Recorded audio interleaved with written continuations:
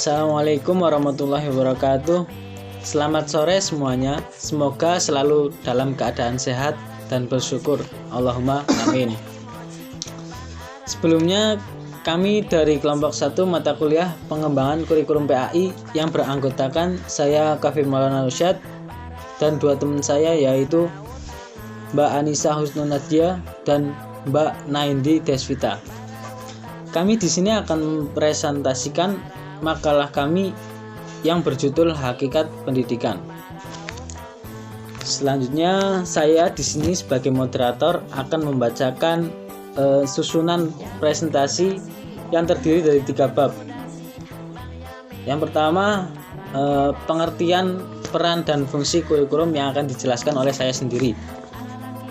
Yang selanjutnya, kurikulum tersembunyi yang akan dijelaskan oleh Mbak Nadia. Dan yang terakhir adalah kurikulum pendidikan agama Islam yang akan dijelaskan oleh Mbak Naindi Desvita.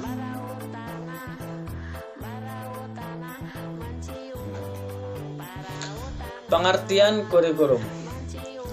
Kurikulum pada umumnya adalah rancangan yang memuat seperangkat mata pelajaran atau materi yang akan dipelajari atau yang akan diajarkan oleh guru kepada siswa. Secara etimologi, kurikulum berasal dari bahasa Latin yaitu currere yang berarti berlari di lapangan pertandingan. Menurut pengertian ini, kurikulum adalah arena pertandingan atau tempat siswa bertanding untuk menguasai satu atau lebih keahlian guna mencapai garis finish yang ditandai dengan pemberian diploma, ijazah, atau gelar kesarjanaan. Secara terminologi, pengertian kurikulum cukup beragam mulai dari pengertian secara luas, pengertian secara sempit, dan pengertian yang dipandang cukup operasional. Pengertian kurikulum secara sempit seperti yang dikemukakan oleh Carter V. Good yang menyatakan bahwa kurikulum sebagai sekelompok mata pelajaran atau rangkaian mata pelajaran yang sistematis yang diperlukan untuk kelulusan atau sertifikasi dalam bidang studi utama. Misalnya kurikulum IPS, kurikulum pendidikan jasmani, dan lain-lain. Di sini kurikulum sekedar memuat dan dibatasi pada sejumlah mata pelajaran yang diberikan guru atau sekolah kepada peserta didik guna mendapatkan ijazah atau sertifikat. Sedangkan pengertian secara luas dikemukakan oleh Hollis, L. Caswell dan Doug Campbell yang memandang kurikulum bukan sebagai sekelompok mata pelajaran, tetapi kurikulum merupakan semua pengalaman yang diharapkan dimiliki peserta didik di bawah bimbingan para guru. Pengertian kurikulum ini cukup luas karena tidak hanya dibatasi pada sejumlah mata pelajaran saja, tetapi mencangkup semua pengalaman yang diharapkan dikuasai peserta didik di bawah bimbingan guru. Selanjutnya pengertian kurikulum yang dipandang cukup operasional yang diberikan oleh Ronald C. Dole yang menyatakan kurikulum adalah kurikulum sekolah adalah sebagai isi dan proses formal dan informal di mana peserta didik memperoleh pengetahuan dan pemahaman, mengembangkan keterampilan dan mengubah sikap, apresiasi dan nilai-nilai di bawah naungan sekolah itu. Selanjutnya peran kurikulum. Kurikulum yang ditempuh peserta didik mempunyai peranan yang penting. Di antaranya peranan tersebut terdiri dari yang pertama peranan konservatif, yang kedua peranan evaluatif atau kritis, peranan kritis, dan yang terakhir adalah peranan kreatif. Peranan konservatif. Dalam hal peranan ini, kurikulum dalam peranan konservatif adalah bertugas sebagai mentransmisasikan nilai yang ada di masyarakat. Jadi peranan ini sebagai peranan dalam kurikulum yang berkaitan dengan budaya, sekolah yang nantinya akan ditransfer kepada budaya masyarakat, sehingga budaya di masyarakat tetap dipelajari oleh sekolah. Selanjutnya peranan kritis atau evaluatif. Peranan ini menjelaskan bahwa budaya sekolah bukan saja mewariskan budaya yang ada, tetapi menilai apakah budaya yang selalu berubah-ubah sesuai dengan perkembangan zaman tidak perlu lagi dinilai dari budaya luar yang masuk, sehingga menjadi akulturasi budaya terhadap nilai yang ada di masyarakat. Jadi kurikulum sebagai peran kritis atau evaluatif ini harus bisa memilah-milih nilai budaya yang baik dan sesuai dengan perkembangan zaman. Maka dari itu, dalam hal ini kurikulum harus aktif berpartisipasi dalam kontrol atau filter sosial. Nilai-nilai sosial yang tidak sesuai lagi dengan keadaan dan tuntunan masa kini dihilangkan dan diadakan modifikasi atau penyempurnaan. Selanjutnya peran kreatif, yaitu peran yang menekankan bahwa kurikulum harus mampu mengembangkan sesuatu yang baru sesuai dengan perkembangan yang terjadi dan kebutuhan masyarakat pada masa sekarang dan masa mendatang. Kurikulum harus mengandung hal-hal yang dapat membantu setiap siswa mengembangkan semua potensi yang ada pada dirinya untuk memperoleh pengetahuan baru, serta cara berpikir baru yang dibutuhkan dalam kehidupannya. Jadi kurikulum dengan kreatifnya selalu mengalami perubahan sesuai dengan perkembangan zaman. Ya. Dari ketiga peranan tersebut yang telah saya jelaskan tadi, tentu saja harus berjalan secara seimbang dan harmonis agar dapat memenuhi tuntunan keadaan. Jika tidak, akan terjadi ketimpangan yang menyebabkan peranan kurikulum pendidikan menjadi tidak stabil atau tidak optimal. Yang selanjutnya adalah fungsi kurikulum. Bagi guru, kurikulum itu berfungsi sebagai pedoman dalam melaksanakan proses belajar mengajar atau KBM. Bagi kepala sekolah dan pengawas, kurikulum itu berfungsi sebagai pedoman dalam melaksanakan supervisi atau pengawasan. Bagi orang tua, kurikulum itu berfungsi sebagai pedoman dalam membimbing anaknya belajar di rumah. Bagi masyarakat, kurikulum itu berfungsi sebagai pedoman untuk memberikan bantuan bagi terselenggaraannya proses pendidikan di sekolah. Serta bagi yang terakhir, bagi siswa itu sendiri, kurikulum berfungsi sebagai pedoman belajar. Selanjutnya, menurut Alexander, kurikulum bagi siswa berfungsi sebagai berikut. Yang pertama, fungsi penyesuaian. Fungsi penyesuaian mengandung makna bahwa kurikulum sebagai alat pendidikan harus mampu mengarahkan siswa agar memiliki sifat well adjust, yaitu mampu menyesuaikan dirinya dengan lingkungan, baik lingkungan fisik maupun lingkungan sosial.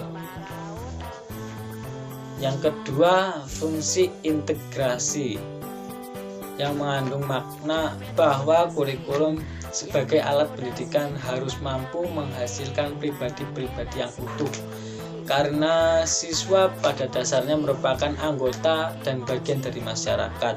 Maka dari itu, siswa harus memiliki kepribadian yang dibutuhkan untuk dapat hidup dan berintegrasi dengan masyarakat. Yang ketiga, fungsi diferensiasi ya. Fungsi diferensiasi mengandung makna bahwa kurikulum sebagai alat pendidikan harus mampu memberikan pelayanan terhadap perbedaan individu siswa.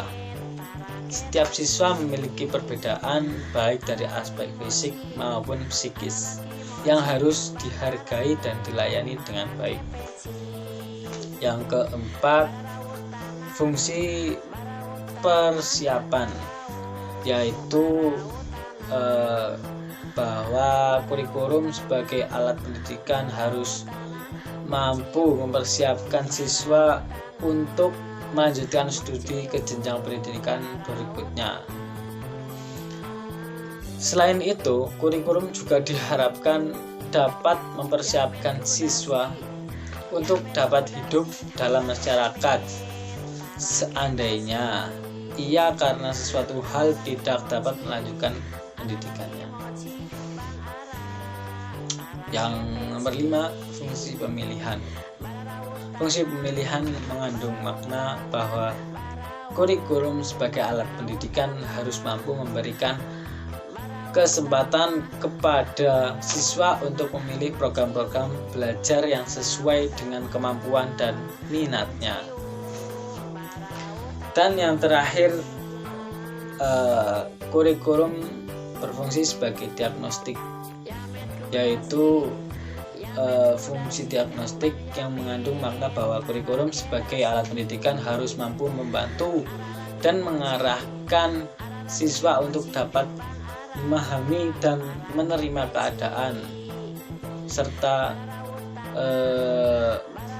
mengetahui kelemahan yang dimilikinya. Mungkin cukup sekian dari saya. Selanjutnya akan dibahas oleh Mbak Nadia.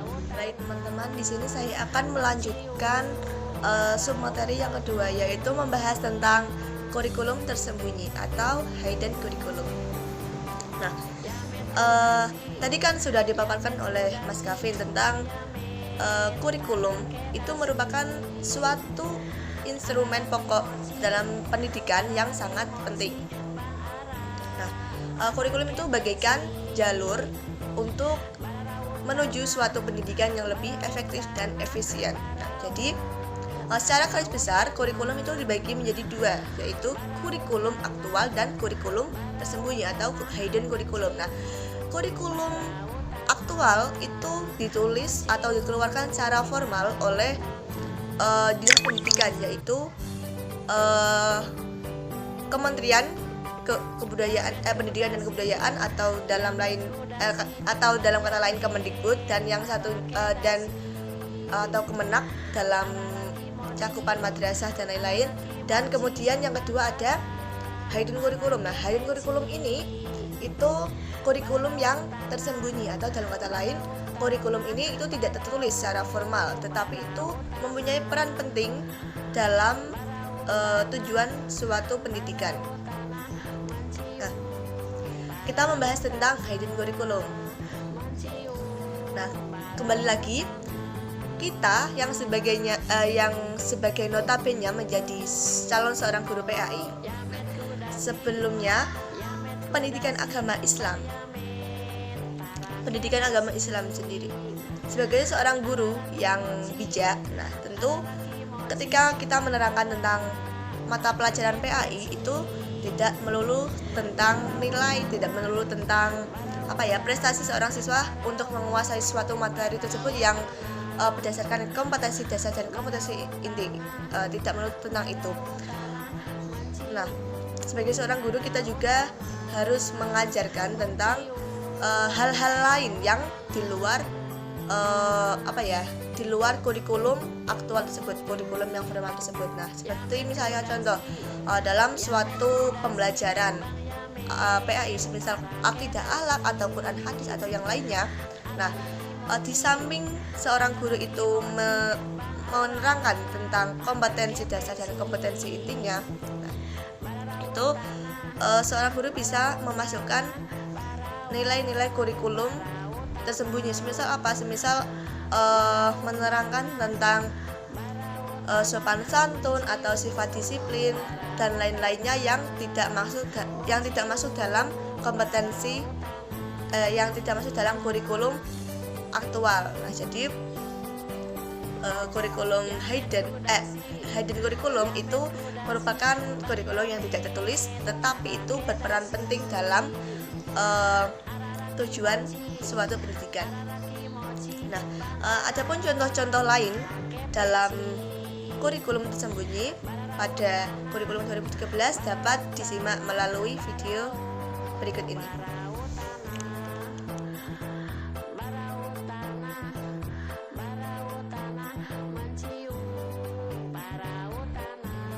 Oke, saya akan melanjutkan materi tentang kurikulum pendidikan agama Islam. Pengertian dari kurikulum adalah seperangkat rencana dan pengaturan pendidikan atau pembelajaran dan hasil pendidikan yang harus dicapai oleh siswa, kegiatan belajar mengajar, dan pemberdayaan sumber daya pendidikan dalam mengembangkan kurikulum itu sendiri.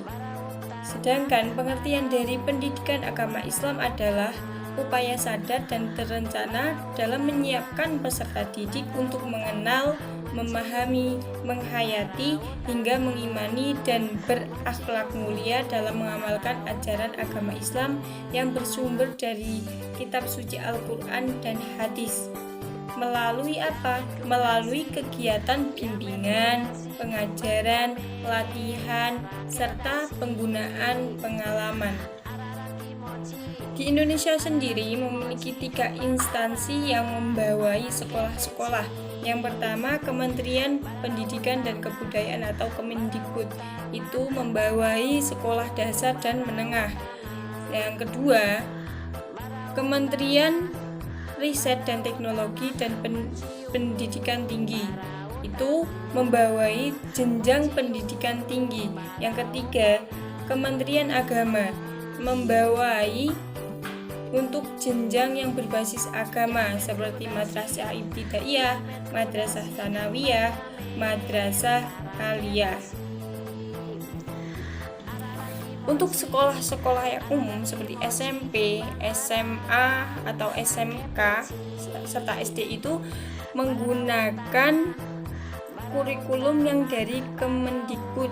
Sedangkan untuk yang berbasis agama seperti madrasah ibtidaiyah, madrasah tsanawiyah, dan madrasah aliyah itu menggunakan KMA.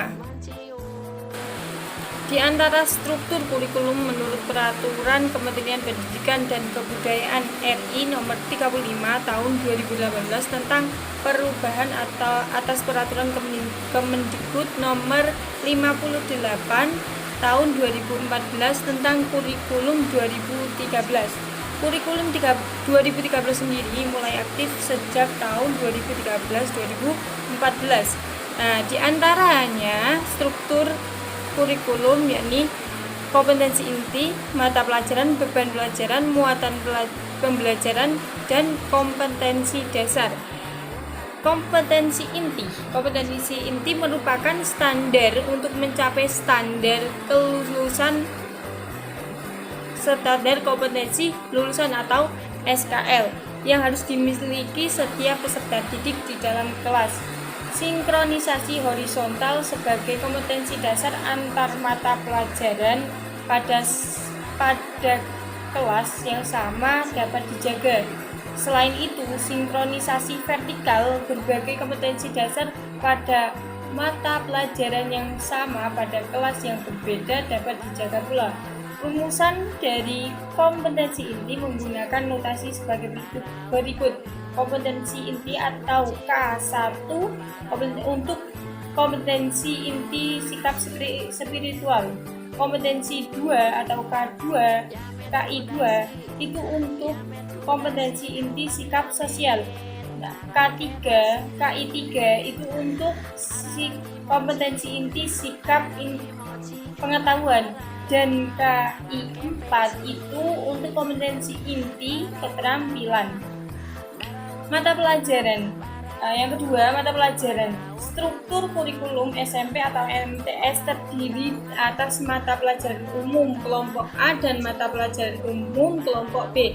Untuk mata pelajaran umum kelompok A itu adalah mata pelajaran yang khusus yang umum. Sedangkan untuk yang mata pelajaran kelompok B adalah biasanya berisi muatan lokal seperti bahasa daerah, seni budaya, atau yang lainnya. Untuk PAI, mata pelajaran pendidikan agama Islam dan budaya PKB sendiri itu masuk dalam mata pelajaran umum kelompok A. Nah, alokasi waktunya sendiri itu ada 3 jam pelajaran dalam 1 minggu. Nah, untuk yang MTS itu kan menggunakan KMA, gabungan dengan KMA. Jadi itu ada materi tambahannya, ada hadis, ada Al-Quran hadis, ada fikih, dan yang lainnya. Untuk beban belajar itu, beban belajar di SMP MTS dinyatakan dalam jam pelajaran per minggu. Beban belajar 1 minggu adalah minimal 38 jam pelajaran. Beban pelajaran di kelas 7, 8, 9 dalam 1 semester paling sedikit 18 minggu efektif. Nah, untuk beban belajar di kelas pada semester genap paling sedikit 14 minggu efektif. Beban belajar di kelas 9 pada semester genap paling sedikit itu 14 minggu efektif. Nah, untuk muatan belajarnya, muatan belajar di SMP dan atau MTS yang berbasis pada konsep-konsep terpadu dari berbagai disiplin ilmu untuk tujuan pendidikan adalah mata pelajaran ilmu pengetahuan alam dan ilmu pengetahuan sosial. Kompetensi dasar. Kompetensi dasar dirumuskan untuk mencapai kompetensi inti. Rumusan kompetensi dasar dikembangkan dengan memperhatikan karakteristik dan kemampuan peserta didik dan kekhasan masing-masing mata pelajaran. Khasnya dari mata pelajaran pendidikan agama Islam itu apa? Ini tentang pendalaman penghayatan kita terhadap agama Islam itu sendiri, mulai dari akidah, dari toharoh, dan yang lainnya yang berhubungan dengan agama Islam. Kompetensi dasar meliputi 4 kelompok sesuai dengan pengelompokan kompetensi inti sebagai berikut. Kelompok 1, kelompok kompetensi dasar sikap spiritual dalam rangka menjabarkan KI1. Nah, tadi di atas sudah dijelaskan bahwa KI1 itu untuk kompetensi inti spiritual. Yang kelompok 2, kelompok kompetensi dasar sikap sosial dalam rangka menjabarkan KI2. KI2 kan tadi tentang sosial. Untuk kelompok 3, kelompok kompetensi dasar pengetahuan dalam rangka menjabarkan KI3. Kelompok 4, kelompok kompetensi dasar keterampilan dalam rangka menjabarkan KI4.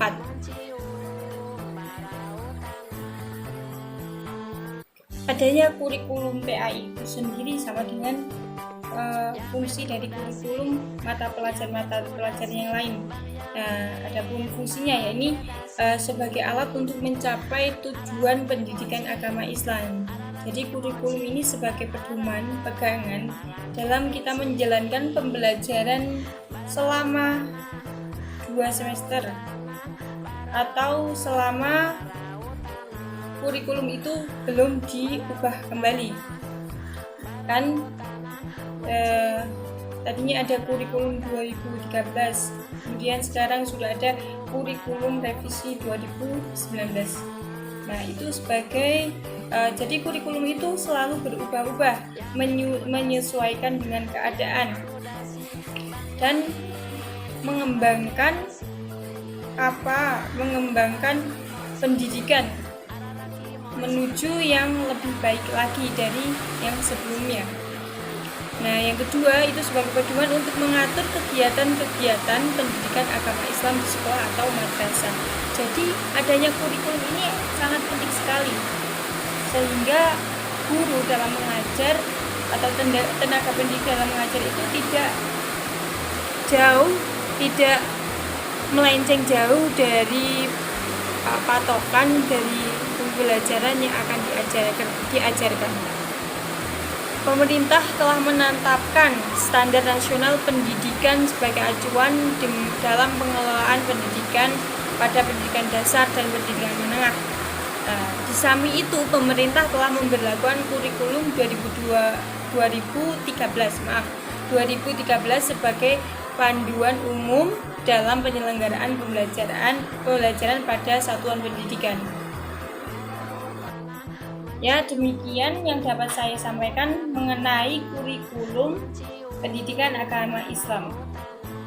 Terima kasih. Saya akhiri. Wassalamualaikum warahmatullahi wabarakatuh.